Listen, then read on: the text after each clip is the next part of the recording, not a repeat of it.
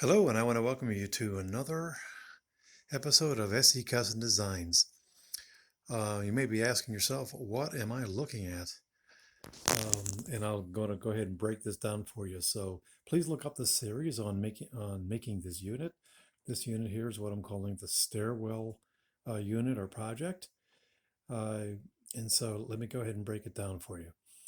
First of all, I have to mention that there's no danger in hitting your head on this. I'm just about 6 foot, and I can walk down the steps. I'm the tallest person in the house, and I can walk down the steps, not hitting my head on this unit here. And also it comes apart very quickly, like within minutes. I can take this down. This is only a seasonal unit. What is its purpose? Its purpose is to impede or slow down the heat from this thermostatically adjustable natural gas fireplace. So you can imagine that the fireplace being so close to the stairwell, is going to push that heat right up. Heat's just going to rise. So what this does is it impedes it. Okay, so you can see that we have this nice plexiglass in here. At the bottom, we have a raised panel unit. So this is a frame, and then I took a router bit and I just routed into it. And the goal was to try to help that to blend in. In the spring, I'm going to stain the unit and color match it and complement this trim here. So that'll happen in the spring. I'm also going to incorporate rare magnets into the unit, so it's going to come down even quicker. But at the moment, I have it basically pinned, and it's just fine. So here's a closer look at this side. And the other idea was to let the natural sunlight from that window there perpetuate and come down into the house.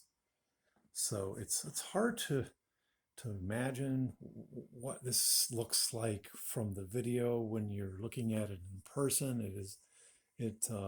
I've been told it's very impressive and really complements the house, complements the room here. It was a lot of fun to make. I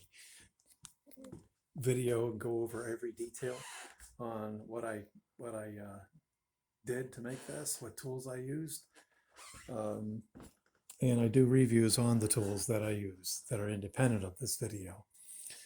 So, for example, this here was made with a fraud.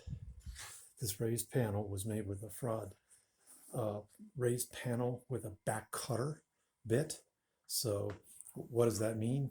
It's going to create this beautiful, nice, smooth raised panel up into here, and it's going to give you a narrow little piece of wood like this that goes up into this groove. And then I just used a V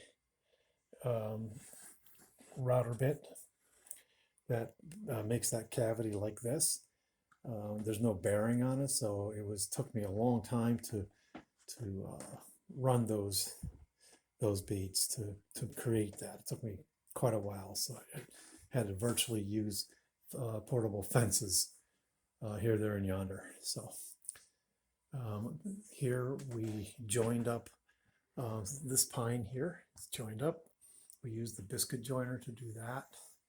I used my drill press to create these. There's 2 screws that go in there. And eventually what I did is, once I was done with the unit and thought there's nothing more that I need to do, I then went ahead, took it all apart, and created little pieces of wood that go inside here. And then I Gorilla glued it and screwed it back together. These pieces of trim are held in there just temporarily with 23 gauge pins. I have the Ryobi 23 gauge pen gun, and it is incredible. You will fire a pen off, put it into the stock. You can't even see the pen, so there's no puttying. So you'll appreciate that if you have a pen gun, you know that that's what you have to do with the bigger ones.